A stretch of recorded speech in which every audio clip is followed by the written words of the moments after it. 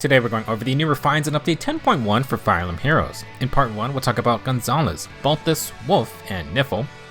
In part 2 we'll cover Spring Severa and the remixes for Mythic Satyr and for Mortis. That will be in its own separate video. Starting off, Gonzalez is a high HP axe fighter who's got good attack and not crazy but okay speed and defense. Gonzalez gets a new weapon called Altruit's Axe. At start of either phase, grant plus 6 attack and speed, breath type cooldown, and deal with neutralization to allies within 2 spaces. Gonzalez gets plus 5 stats in combat and it has Omni Breaker for a free follow-up attack plus follow-up denial. Let's continue with the refine. Gonzalez gets another plus 5 stats in combat and heals 7 HP after battle. Gonzalez deals 20 true damage per hit and gets 15 flat damage reduction. Altruit's Axe is a pretty basic weapon. Plus 10 stats, 20 true damage, and 15 flat DR is kinda a standard affair, and Omni Breaker is nice but can be countered. To stand out from a potential future 4th Gen Arcane Axe, Gonzalez provides decent team buffs. Generally, everyone can use more attack and speed, cooldown, and deal with neutralization. Altruit's Axe doesn't really define any specific kind of playstyle, and Gonzalez's milling speed and defense doesn't really help either. With speed buffs and help from friends, you could try to use the general infantry speed build, which can add a lot of flat DR with skills like Duelist Blow and Pair Up. The new Blow A skills are decent because they can give tempo. With Gonzalez's breath type cooldown, you have a chance to proc the 5 cooldown specials like Arch Rival or Comet. Comet's -1 cooldown can be nice in the absence of Slaying, but you could also use Infantry Pulse 4 for -1 cooldown, and at least share that with the team thanks to Gonzalez's very high base HP. Now, it's not no follow-up, but the Omni Breaker effect can take its place, and we can use those 40% DR specials with all these flat DR passives. If you either go for a high defense approach, you could also use Chosen Alphonse's skill set with Warrior's Blow and Rejuvenate. There is also Patience and Lague's Friend, although I don't know if I would commit to a playstyle where Gonzalez is going to get hit first. Now, if you want to be more aggressive, Brutal Tempest or Tumultuous Echo for 3 movement with Kanto is good. You can try Potent Finish or the new Potent Sacred Seal for an extra hit opportunity. Finish A skills, B skills, and Sacred Seals can add true damage plus some healing, but may do better with the lower cooldown specials like Haste Slice, No Quarter, or Gust, Boulder, Luna, etc. Now, since Gonzalez has support buffs, you could run Favor with Infantry Pulse for just extra cooldown support. A Defense or Res buffing skill would be nice with Bonus Elder skills. Faith is a -1 cooldown skill besides the Pulse lineup, but until we get like Defense or Res Faith or something, then you'll just overlap on attack and speed self buffs. Overall, Gonzalez is open to a lot of different skills, but it'll depend on what stats you want to try to invest in. High HP is great with percent damage reduction, but I would try to be the initiator and push for more KOs rather than going for like an infantry distant counter generalist route. The demoed unit for this batch is Balthus, who's also an axe infantry. Balthus isn't super slow, but he is one of the more min-maxed axe fighters with some magical bulk. His attack and defense are both decent. Balthus' new weapon is the Grappler's Axe. Still no gauntlets or brawling 5 years later. Now, Balthus will get dual phase brave attacks though, and this is an 11 might weapon that grants +5 to all stats in combat. Balthus will neutralize enemy attack and defense field buffs and get 20 true damage. Further refined, for Balthus and allies within 3 rows or columns, they get +5 stats, a free follow-up attack, and full tempo effects, aka no guard with no special charging. Balthus himself gets another 15 flat DR and heals 7 HP on hit. At a baseline, Grappler's Axe is at least better than the Ninja Chakrams, which is now the best inheritable Brave Axe option. Balthus gets more stats, more true damage, and more flat DR. Adding a follow-up is great for a potential quad, and Tempo's really good to eventually charge up a special. With his higher magical bulk, Balthus can try to be a more generalist tank than with, say, Distant Counter. The new Rejuvenate B skill offers No C Disrupt plus Guard, which is good to pair with Tempo. Balthus can run Lague's Friend, but unless you get a -1 cooldown skill, he can't ready Balthus 40% DR for the first hit taken.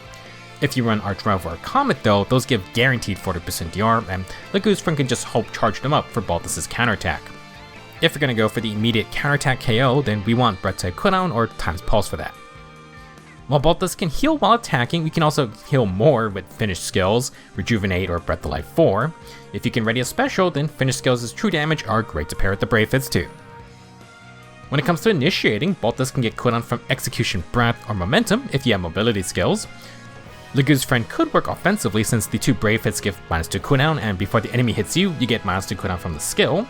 That could ready Flame Wall's 40% DR effect, and if Balthus can quad, then he'll proc the special there. Assuming you have some investment with Merges and Dragonflowers, then Balthus can hit the 30 speed needed for Patience. By making the enemy go first, he can get extra cooldown from getting attacked, and his first Brave Hit. The second Brave hit can then proc something like Flame Wall or Comet. Now if you're worried about dying early, then Archrival / Comet with Warrior's Blow is a great % DR plus flat DR setup.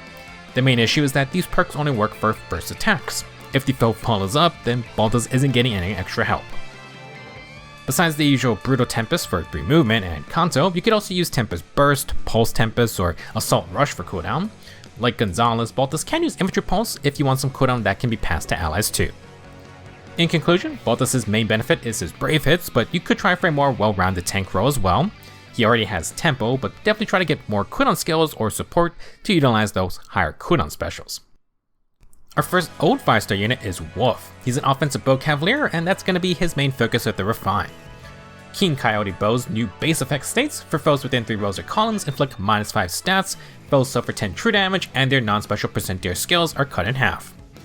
For Wolf, he gets +3 flat attack, +6 attack and speed in combat, and built-in desperation at any HP to make an immediate follow-up. For the Refine, Wolf gets Far Choice 4 Kanto, he gets another +6 attack and speed in combat, and deals 20 true damage per hit. Last, if decreasing the speed roll for doubling by 10 would allow Wolf to trigger a follow-up, then he'll make a 100% potent follow-up attack. This bow should be familiar because it's the 3rd time we've seen this Crux support effect of -5 stats, 10 true damage, and 50% DR piercing. It's the same support buff on Nier Sedgear's Horsebow Plus, and that was the same as Ignat's Watchful Bow. I know FEH only has so many different variations of effects, but this one has been on the last 3 new bows in about a month. Not exactly very creative. Regardless, it's a fine effect because Wolf basically gets 30 true damage to go with his built-in Desperation, which can trigger the 100% potent follow-up. If not stopped, Wolf can attack 3 times in a row at full power, then dip out with Kanto. Wolf is a very simple, pure offensive bow cav. He doesn't really want to tank any hits, so Hardy Bearing is an issue, and even if you get % DR specials, Wolf's Refine did not really add any defensive help. Assuming Wolf gets to attack 3 times by outspeeding, then Execution Breath would be a great B skill for the true damage and cooldown. You can use Heavy Blade as well. Either of those will charge 4 cooldown specials on the first 2 hits, then allow Wolf to proc them on the 3rd hit. That assumes no guard effects though, or tempo, on the enemy. Now if you want full DR piercing, Arc Force Breath is an option for a similar job. Technically you can get 75% DR piercing if you use Hone Assault for buffing. Speaking of, Insight Hone will be fine for attack and speed buffs for your team. Wolf does kinda want a follow-up though, or no follow-up to cancel enemy follow-up denial skills. If you can't get past those, Desperation isn't gonna work. Wolf can use Oddspeed Wave 4 or Slice Swift Sparrow. There's also the Slight Echo Attune skill.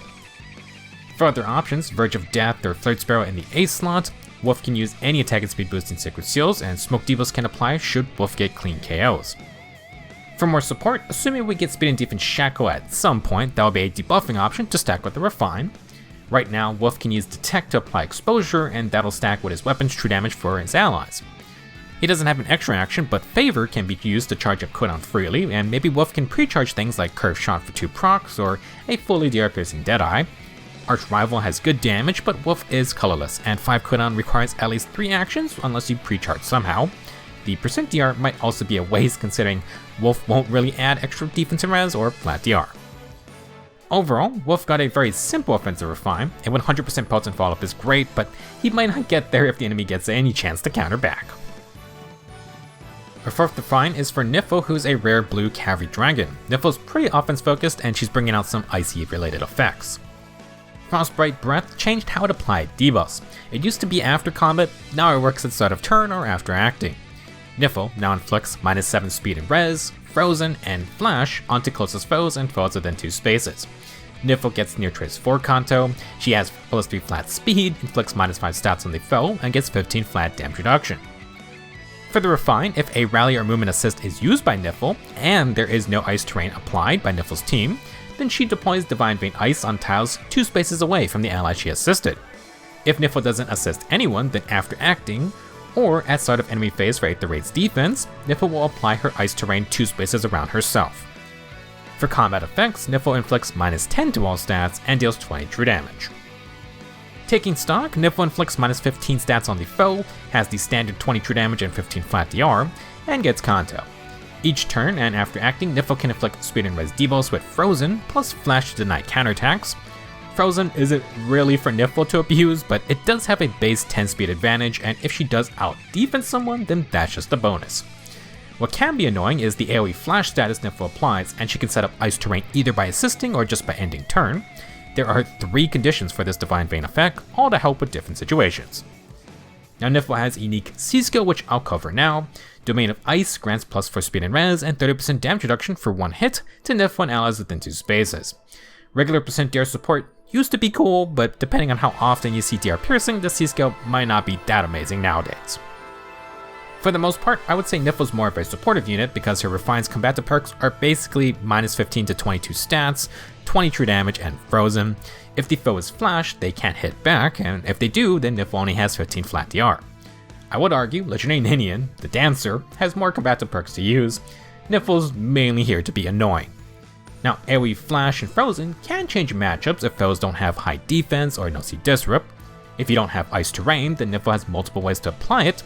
If you use Detect, Favor, or Link skills with Reposition or even Smite, then you can apply the Ice Terrain closer to the enemy or maybe even take out some of their Divine Veins. For general stat support, Nifl can use Shackle's incoming buffs to stack with her field debuffs.